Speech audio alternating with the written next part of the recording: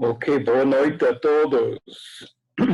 Que prazer estar com vocês mais uma vez e especialmente neste motivo tão festivo, quando estão celebrando 81 anos da Igreja de Água Rasa. A Igreja ganhou de mim por um ano. E é tão especial poder ter esse tempo junto com os irmãos. Sempre tenho procurado visitar vocês no passado.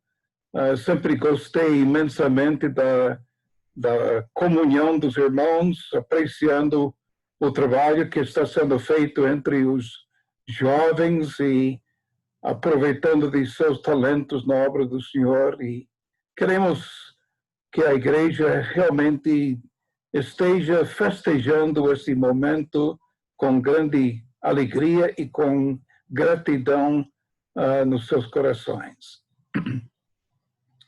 Durante esses dias eu tenho refletido sobre o livro de 1 Samuel.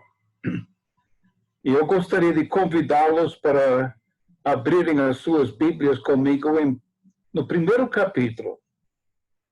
Interessante, alguns dos hinos e músicas e mesmo salmos que foram apresentados tocaram em alguns aspectos desta nossa meditação esta noite, e isto me traz grande alegria, porque eu sinto que Deus está sintonizando os nossos corações. O que eu quero fazer durante esses 3 encontros que nós vamos ter juntos, hoje à noite, e amanhã pela manhã e amanhã à noite, eu quero que a gente esteja olhando para vários retratos que se baseiam no livro de 1 Samuel. Eu gostaria de ver esta noite a vida de Ana. Amanhã pela manhã nós vamos ver Samuel, e amanhã à noite a gente vai estar considerando Davi. Estas são as protagonistas do livro, são os personagens principais da narrativa, e 1 Samuel se encontra embutido numa época da história de densas trevas e de maldade. Justamente no final do livro de Juízes, talvez só olhando no outro lado da página, ou talvez só virando uma página, você vai encontrar o último versículo de Juízes que descreve este tempo. Em Juízes capítulo 21 e versículo 25, diz: naqueles dias não havia rei em Israel. E como consequência disto, cada um fazia o que achava mais certo. Agora, o que esse versículo está nos dizendo? Que não havia ninguém para controlar, não havia ninguém para liderar, não havia ninguém para guiar em meio ao caos da época. Quando a gente olha no livro de Juízes, nós encontramos cenários tristes, genocidas, estupros, violência, assassinatos. Eram tempos de densas trevas, mas não muito diferente do mundo em que nós vivemos. Nós temos a nossa porção dessas coisas também no nosso dia a dia. E a pergunta que eu faço quando eu me encontro diante deste livro é o seguinte: o que é que o cristão pode fazer em circunstâncias assim? qual é o nosso papel e qual é a nossa responsabilidade. E por qual razão escolhi estes personagens das Escrituras? Eu tenho feito isto à luz de Filipenses capítulo 2, vocês não precisam olhar, eu vou ler só a parte que chama a minha atenção, que diz assim: para que sejam irrepreensíveis e puros, filhos de Deus, inculpáveis, no meio de uma geração pervertida e corrupta, na qual vocês brilham como luzeiros do mundo, preservando a palavra da vida. Então, a razão por que estou olhando para esses personagens é a fim de servir como luzeiros no mundo banhado em trevas. O que é que Deus está procurando em termos de pessoas e o que Ele quer fazer por intermédio dessas pessoas?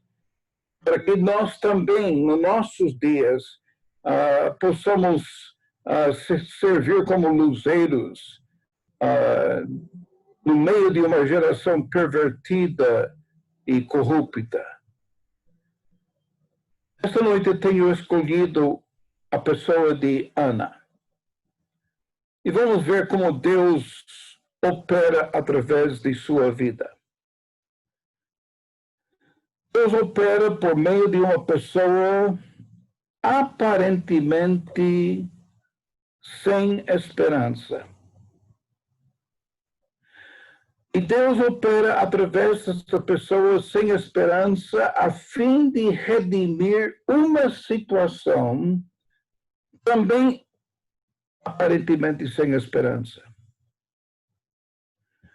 Porque se Deus pode operar por meio de Ana, Ele pode operar por intermédio de nós, por meio de você, por meio de eu. Como luzeiros no mundo, preservando a palavra da vida. Nós também podemos ser esses luzeiros brilhando no mundo das trevas, sendo usados por Deus, mesmo em meio de nossa própria fraqueza. Talvez não agora, mas daqui a um pouco vocês vão entender porque estou chamando esta série de estudos Falando com Deus. Agora vamos considerar o nosso texto e nós vamos começar no primeiro versículo de 1 Samuel, capítulo 1. Houve um homem de Ramataim Zofim, da região montanhosa de Efraim, cujo nome era Elcana, filho de Jorom, filho de Eliú, filho de Tou, filho de Zufe, Efraimita. Que introdução, que apresentação desse homem. Não muito comum. E ele se chama Elcana. A sua importância é demonstrada nas 5 gerações citadas de sua genealogia. Isso me faz lembrar do tempo quando ia para Angola. Naquelas aldeias espalhadas pelo país de Angola, numa reunião oficial de uma aldeia, se alguém queria ter voz, queria dar algum palpite, alguma sugestão naquele encontro, essa pessoa tinha que citar 10 gerações de ancestrais. Elcana só tinha que citar 4. Mas agora ele é apresentado como sendo alguém que tinha voz entre o seu povo. Como introdução, a gente pensa, esse homem deve ser alguém muito importante. Tudo indica que uma esperança surge no horizonte nesses tempos difíceis. Um grande homem de Deus. Ninguém estava contando com isto quando Elcana entra no palco. E diz no versículo 2, Elcana tinha duas mulheres, uma se chamava Ana e a outra se chamava Penina. A diferença entre as duas é que Penina tinha filhos. Ana, porém, não tinha filhos. Não me pergunte sobre esse negócio de duas esposas, pois não é o meu foco nesta mensagem. Existem razões por isto. Não temos nenhuma ideia de onde veio esta mulher chamada Ana. A única coisa que sabemos é que ela não era, como dizer, ninguém de lugar nenhum. Mas espera um momentinho. Há algo sim que sabemos a respeito dela. Ela era estéril. Isso é, ela não tinha filhos e, humanamente falando, nem havia chance dela ter filhos. Quantas vezes no Velho Testamento Deus lidou com este tipo de situação, este mesmo quadro nas suas páginas, e sempre para sua honra e para sua glória. Para Ana, complicou o quadro. Não somente ela é ninguém de lugar nenhum, mas pior ainda, estéril.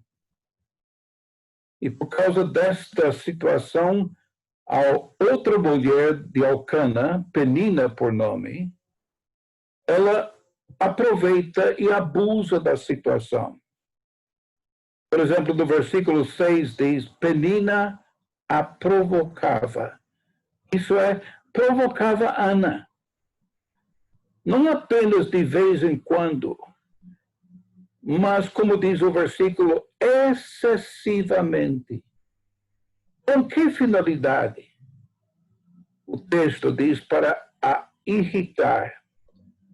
Por qual motivo? Porque o Senhor a tinha deixado sem filhos.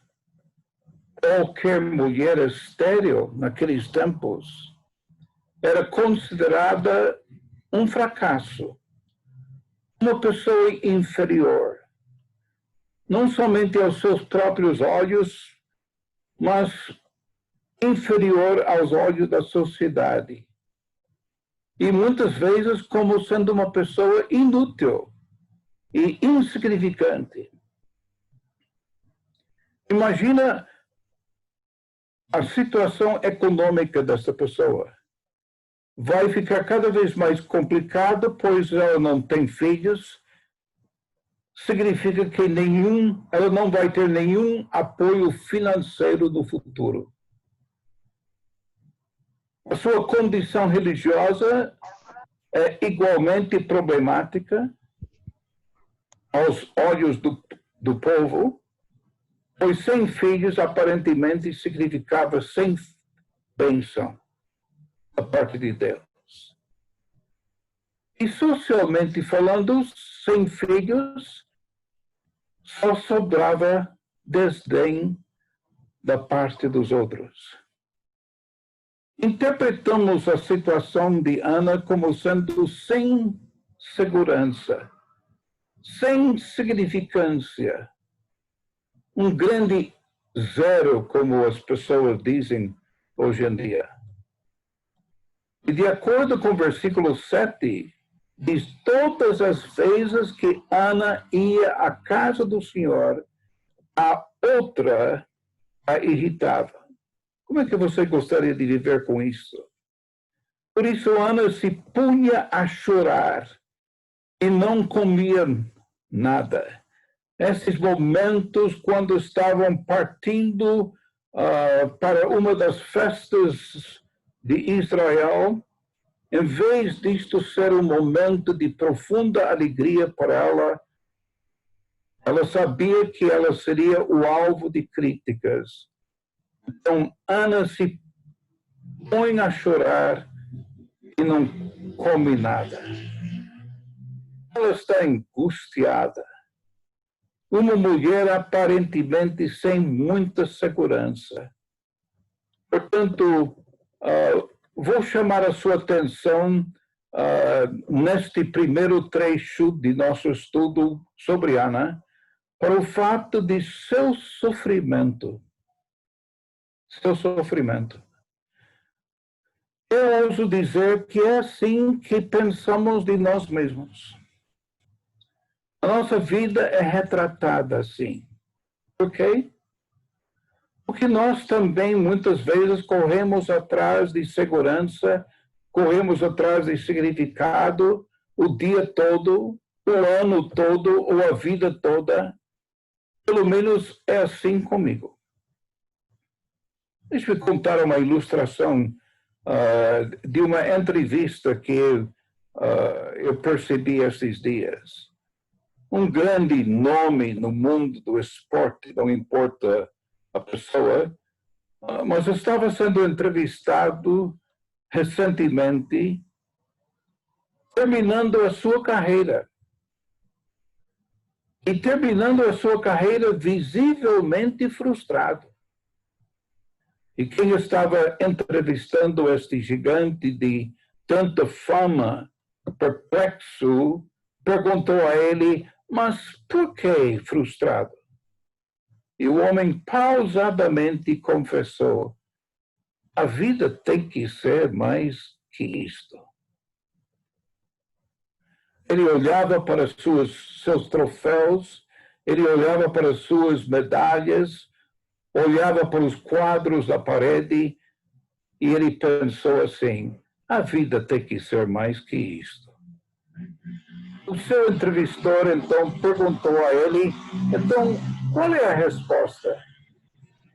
E o famoso respondeu, eu gostaria de saber. Outros, como ele, estão vivendo uma vida sem propósitos.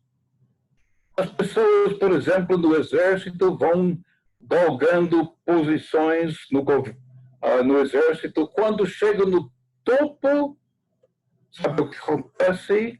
Muitos deles estão tão deprimidos que eles acabam suicidando-se. Por quê? Porque a vida é só isso. Mas quero chamar a sua atenção de volta para Ana.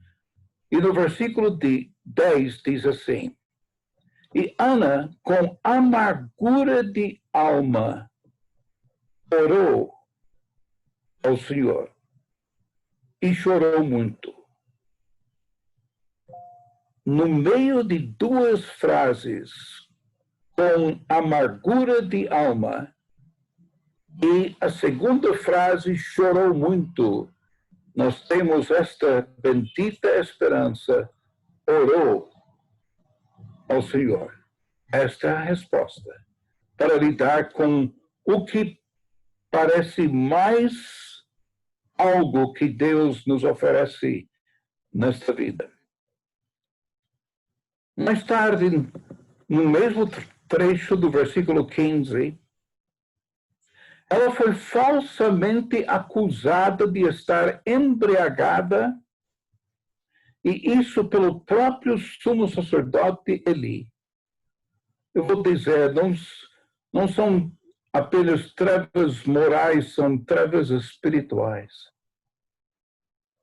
O versículo 15 diz, porém Ana respondeu, não, meu senhor, eu sou uma mulher angustiada de espírito.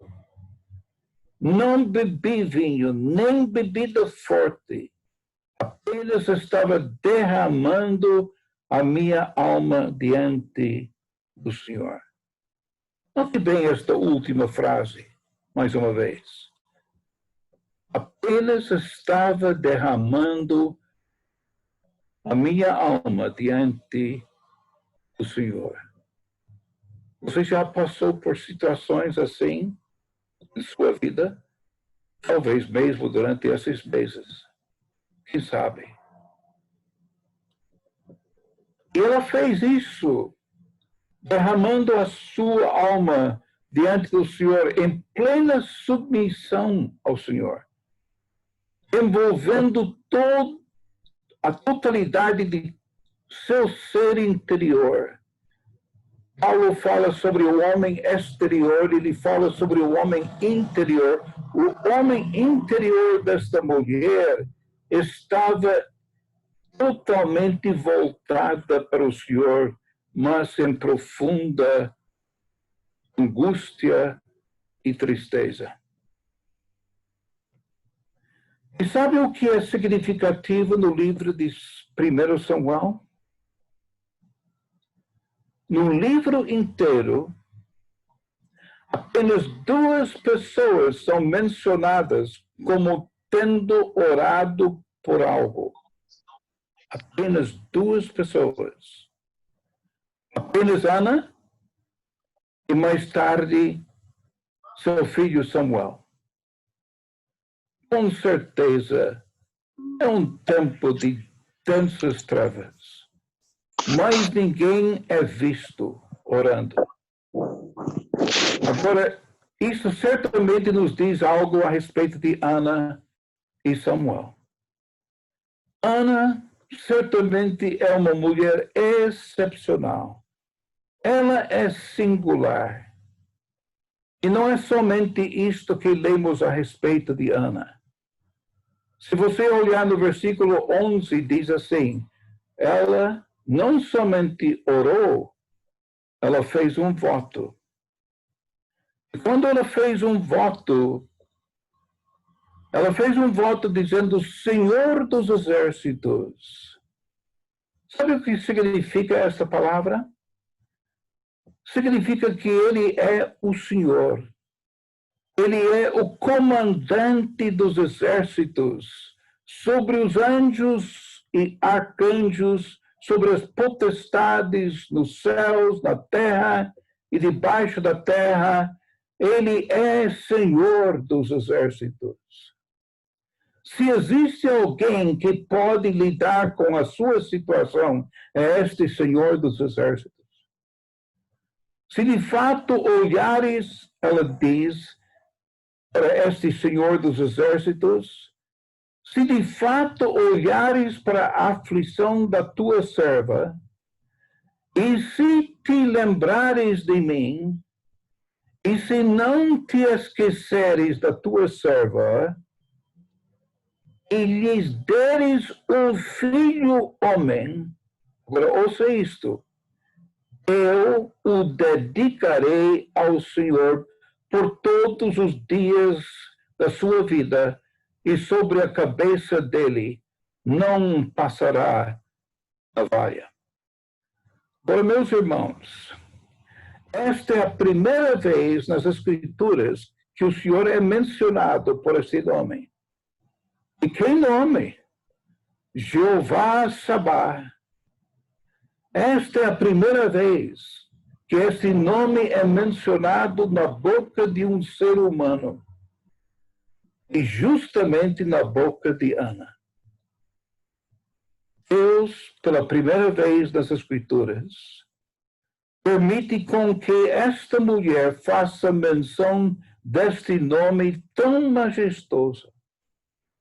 E Ana faz isto no contexto de um voto que ela fez. Em sua angústia, ela clama ao Senhor, ao soberano, que governa sobre todo o cosmos. Isso é, de todo e qualquer outro poder, em todo lugar e em todo o tempo. Mas ainda, ela dá por certo, e isso corretamente, que a angústia desta mulher é estéril, mas singular aos olhos deste Deus magnífico. Ela, meus irmãos, Ela acredita em oração. Vou ilustrar isto com uma história secular que eu vi. A história é relatada a respeito de uma pequena vila, por alguns motivos, ninguém na vila inteira bebia. Mas um dos seus residentes da vila, tendo conhecido o mundo lá fora e tendo experimentado o que o mundo tinha para oferecer, ele tirou coragem e abriu uma loja de bebidas na vila.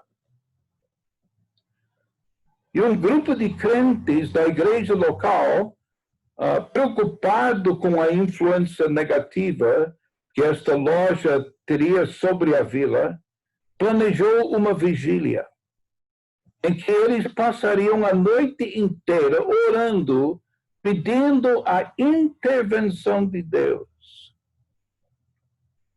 Agora, aconteceu, pouco depois de meia-noite, a loja do homem foi atingida por relâmpago, pegou fogo e nada sobrou daquela loja. Agora, quando o dono da loja viu a destruição de sua loja, ele abriu um processo contra os membros da igreja, alegando que as orações da congregação eram responsáveis pela perda que ele experimentou. Mas, em face disto, os membros da igreja contrataram seu próprio advogado para defendê-los no tribunal, como não sendo responsáveis pela perda do homem. O fim da história é ainda mais interessante. O juiz que presidia sobre o julgamento, depois de analisar os argumentos apresentados, declarou que, independente do resultado do seu julgamento, uma coisa se tornou muito clara para ele. O dono da loja de bebidas agora acredita no poder de oração. Mas os crentes, não tanto. Eles não estavam associando as suas orações com o fato que a sua loja foi destruída por relâmpago. Mas eu vou dizer isto. Ana leva a prática de oração muito a sério. Quero que vejam, em segundo lugar, no tocante a Ana, a sua submissão. Olhamos aos seus sofrimentos e vimos como ela estava de coração pesado na presença do Senhor, sentindo o impacto da sua situação. Mas, em face disto, nós vemos, em segundo lugar, a sua submissão. Ela já falou sobre o Senhor dos Exércitos, reconhecendo a sua grandeza, reconhecendo que Ele está por cima de tudo e controla tudo como o soberano Deus. E agora vemos a sua submissão. No versículo 11, ela fez um voto dizendo: Senhor dos Exércitos, se de fato olhares para a aflição da tua serva, note bem esta palavra, Senhor dos Exércitos, se de fato olhares para a aflição da tua serva e te lembrares de mim. Quem é este mim? A tua serva. E não te esqueceres da tua serva, e lhe deres um filho homem, eu o dedicarei ao Senhor por todos os dias da sua vida, e sobre a cabeça dele não passará navalha.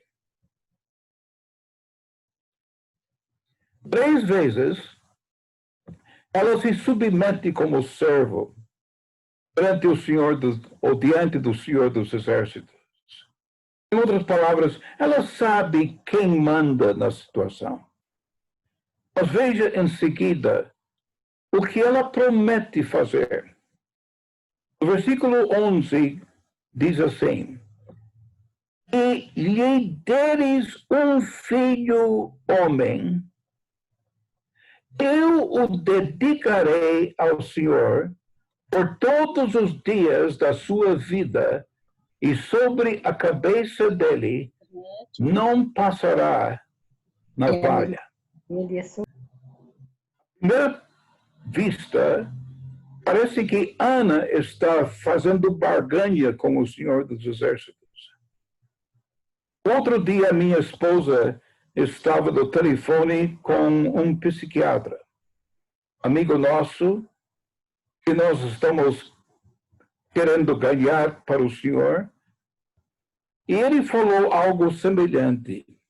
Ele falou assim: se eu e a minha esposa e as nossas duas filhas saíram desta crise, referindo-se ao Covid-19, inclusive meus pais e meus sogros, e não me lembro quem mais, ele disse, sem dúvida, vou crer neste seu Deus para ser o meu Salvador e dono de minha vida. A minha esposa o deixou falar tudo isto e respondeu a ele: isto se chama fazendo barganha com Deus. Ele riu, pois era isso mesmo. Mas não é isto que a Ana está fazendo. Mesmo que parece assim na superfície. Agora, que negócio é este? A que ela se refere das suas palavras, e sobre a cabeça dele não passará navalha, como parte de seu voto. Em número 6, havia um grupo de pessoas conhecido como nazireus, homens dedicados a Deus, separados para Deus e para o serviço de Deus, a fim de viver toda a sua vida à disposição do Senhor.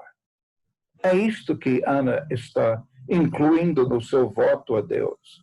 Se Deus der ouvidos à sua oração, o seu filho vai ser um destes servos de Deus. Sabe o que chama a minha atenção a respeito da oração desta mulher? Ela não está realizando este voto como parte de sua oração para que, e essas palavras indicam propósito, para que ela receba um filho que será sua. Ela está pedindo um filho que ela vai oferecer ao Senhor. Veja de novo o versículo 11. Ela fez um voto dizendo: o Senhor dos Exércitos, se de fato olhares para a aflição da tua serva e te lembrares de mim, a tua serva, e não te esqueceres da tua serva, e lhe deres um filho homem, eu o dedicarei ao Senhor por todos os dias da sua vida, e sobre a cabeça dele não passará navalha. Ela não está fazendo nenhuma barganha aqui. Pelo contrário, está dizendo: eu não estou pedindo um filho para mim. Eu estou pedindo um filho para que possa colocar à disposição exclusiva do Senhor. Isso se torna ainda mais claro. Veja comigo versículos 27 e 28. Versículo 27 diz: era por este menino que eu orava, e o Senhor Deus me concedeu o pedido, note bem esta palavra, o pedido que eu fiz. Versículo 28. Por isso também o entrego ao Senhor por todos os dias que viver. Será dedicado ao Senhor. São duas palavras que nós temos aqui. No versículo 27, a palavra é pedido. No versículo 28, a palavra é dedicado. E é interessante que essas duas palavras vêm da mesma raiz. O que isto significa é que o que Deus dá como resultado do meu pedido, da minha petição, na realidade não me pertence. Nunca me pertenceu e nunca me pertencerá. É isto que Ana está dizendo neste voto. Recentemente nós ficamos entristecidos pelo sepultamento do nosso irmão Sir Jaime Crawford. É interessante, Sir Jaime Crawford, quando ele estava partindo de seu país, da Escócia, para o Brasil, havia uma reunião de despedida e quem pregou nesta reunião foi o próprio pai dele. Agora, muitos não sabem disso, mas o Sir Jaime era um homem bastante esportista. Ele tinha grande capacidade na área de esportes. E uma coisa que ele queria fazer era gastar o seu tempo, a sua vida, dedicado ao esporte. E quando este rapaz teve uma obra de Deus realizada em sua vida, e ele resolveu dedicar a sua vida ao Senhor, o pai, quando falou aquela noite, durante a sua despedida da Escócia, ele leu esses dois versículos. E ele leu: era por este menino que eu orava. E o Senhor Deus me concedeu o pedido que eu fiz.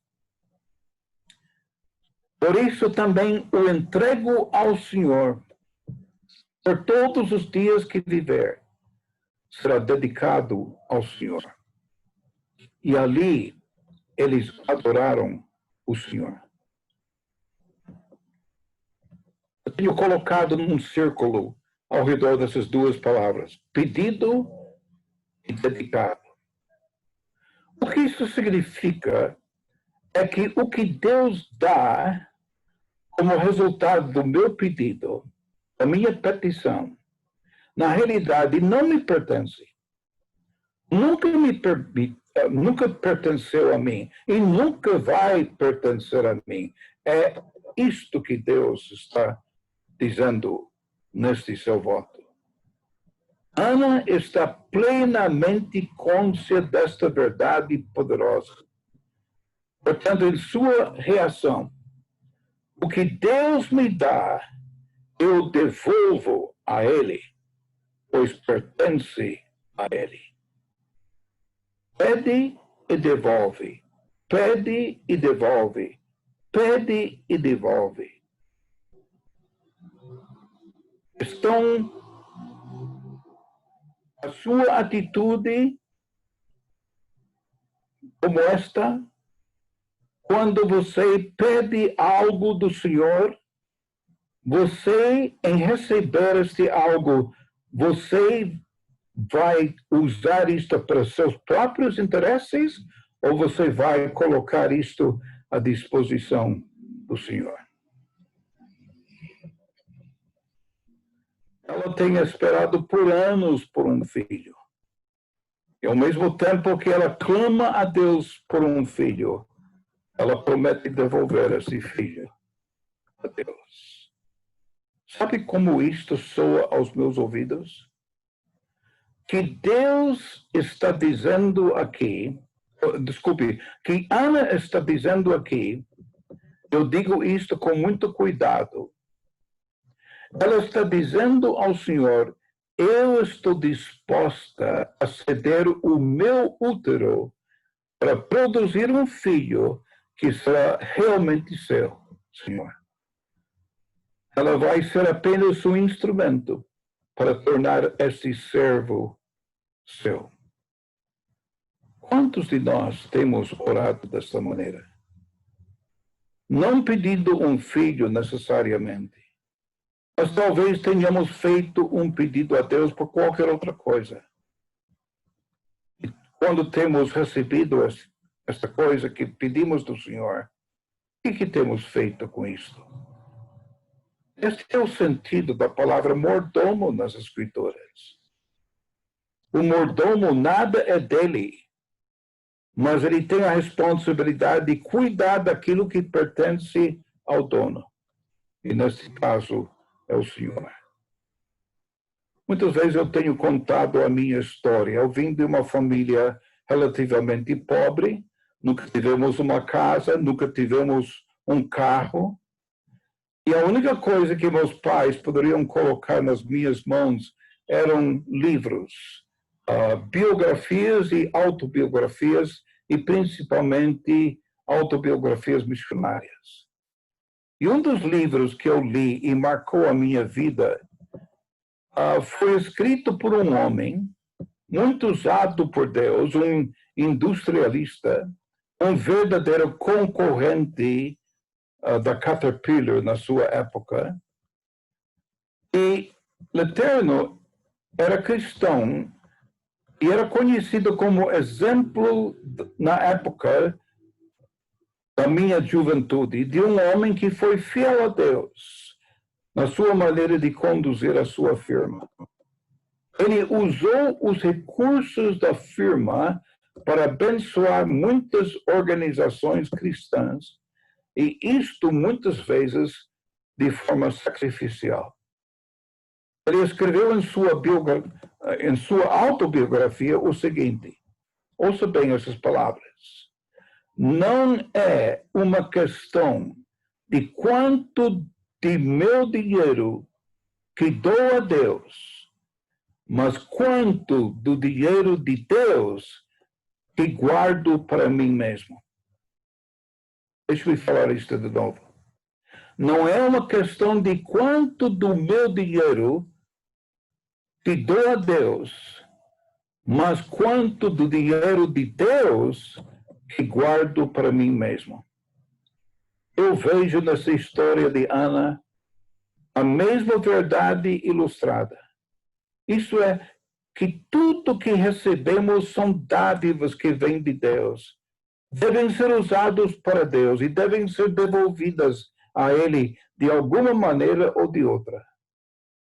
Agora, vocês sabem o restante da história. Ana acaba ficando grávida, ela tem um filho. Agora, quando o menino chega ao ponto de não depender da alimentação materna, ela o dedica ao Senhor, como prometeu, e o entrega ao serviço do templo. E esta história pode ser encontrada no restante de capítulo 1. Mas eu quero terminar a minha mensagem olhando brevemente no Cântico de Ana, que nós temos em 1 Samuel capítulo 2. Isto não aconteceu na mesma época, isto aconteceu algum tempo depois. E antes de olharmos para o Cântico, contudo, quero chamar a sua atenção para o início e para o término desta sua oração. Porque quero que vocês notem como começa esta oração e como termina esta oração. A oração começa do versículo 1, com palavras que reconhecem a libertação da situação de Ana, de sua situação de estéril. Olha o que ela diz. Então, Ana orou assim: o meu coração exalta o Senhor. A minha força está exaltada no Senhor. A minha boca se ri dos meus inimigos, porque me alegro na tua salvação. Veja bem os os pronomes pessoais aqui. O meu coração exulta no Senhor. A minha força está exaltada no Senhor. A minha boca se ri dos meus inimigos, porque me alegro na tua salvação. Você só vai encontrar estes pronomes pessoais no primeiro versículo. A partir de versículo 2, ela começa a dirigir todos os seus pensamentos ao Senhor e vai falando de sua grandeza. Eu não vou ler esses versículos, mas eu quero ler o último versículo, versículo 10. Termina no versículo 10 com as seguintes palavras que indicam uma libertação não local da situação de Ana, mas uma libertação cósmica em que o Senhor julga as extremidades da terra. Ana termina a oração: o Senhor destrói os seus inimigos. Os céus trovejam contra eles. O Senhor julga as extremidades da terra. Dá força ao seu rei e exulta o poder de seu ungido. Veja bem o contraste. Ela estava dizendo: o meu coração exalta no Senhor, a minha força está exaltada do Senhor, a minha boca se ri dos meus inimigos. Porque eu me alegro na tua salvação. Mas veja bem o que acontece no versículo 2. O Senhor destrói os seus inimigos. Os inimigos que tinham sido os inimigos de Ana. E provavelmente entre esses inimigos era Penina. O Senhor agora cuida destes inimigos. E não mais pertencem a Ana, mas pertencem ao Senhor. O Senhor destrói os seus inimigos. Dos céus troveja contra eles. O Senhor agora não só cuida da situação em particular de Ana e concede um filho para ela, mas agora, no versículo 10, o Senhor julga as extremidades da terra. Ele dá força ao seu rei e exulta o poder do seu ungido. Essas são referências ao rei eventual, o ungido eventual, que seria a própria pessoa de Cristo Jesus. Veja bem, pelo fato que ela estava ganhando, ou orando ao Senhor, à medida que ela foi glorificando ao Senhor, o Senhor começou a crescer aos olhos dela. E ela acaba tendo uma visão muito mais ampla do que simplesmente o fato que ela era estéril. Agora o Senhor vai usar a oração desta mulher, vai usar o filho desta mulher, porque sabe o que Samuel faz? Uma das coisas que Samuel faz é que ele unge os reis. Ele ungiu o rei Saul, depois ele ungiu o rei Davi. Mas nem estes dois estão em mira neste versículo. A sua oração é muito mais abrangente. Através desse Samuel, ela iria não somente resolver o seu problema imediato, ela vai abrir as comportas para que Deus possa trazer uma bênção muito mais ampla do que ela poderia imaginar ou sonhar. E veja bem, diz: dá força ao seu rei e exalta o poder de seu ungido. Você lembra como nós começamos esta história? Olhando no último versículo de Juízes, naqueles tempos não havia rei em Israel. Veja bem a extensão, aonde chega a resposta dada pelo Senhor, este menino vai ter uma influência tal na obra do Senhor que eventualmente dará força ao rei que o Senhor vai trazer sobre este mundo para reinar e vai exaltar o poder de seu ungido, o seu Messias, o que era prometido em todo o Velho Testamento, que se concretiza quando abrimos as páginas do Novo Testamento. Meus queridos irmãos, deixe-me dizer isto. À luz disto, quero que você veja comigo algo interessante. No fim desta oração, Ana está enxergando muito além de sua época, muito além das peninas de suas circunstâncias e situação, para um futuro, quando o próprio Senhor, a quem ela clamou, vai lidar com seus inimigos, que agora são os inimigos do Senhor, por meio de seu rei, por meio de seu ungido. Meus queridos, como uma igreja local, que vocês possam estar convictos da importância de estar clamando ao Senhor dos Exércitos, aquele que está em controle sobre todas as coisas, o soberano Deus, pois trazendo as suas orações a Ele, Ele não somente vai atender essas orações, Ele vai fazer algo muito além do que você possa imaginar. Ele vai assumir as coisas que você está clamando a Ele. Ele vai providenciar tudo isto para sua glória e para sua honra. Mas eu quero que vocês lembrem, em terminar, o que Ana fez. Ela pediu e devolveu. Pediu e devolveu. Pediu e devolveu. Que, meus irmãos, vocês possam aprender desta história de Ana, que quando você pede ao Senhor, você não recebe as coisas para que você possa usar isto para fins pessoais, mas você recebe as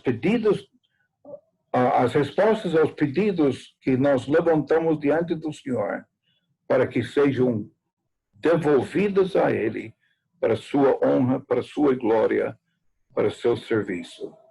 Que isto possa ser o início de mais um ano da Igreja de Água Rasa, em que vocês vão clamar a este Senhor dos Exércitos, que pode fazer uma diferença na vida de todos vocês e na vida da igreja local.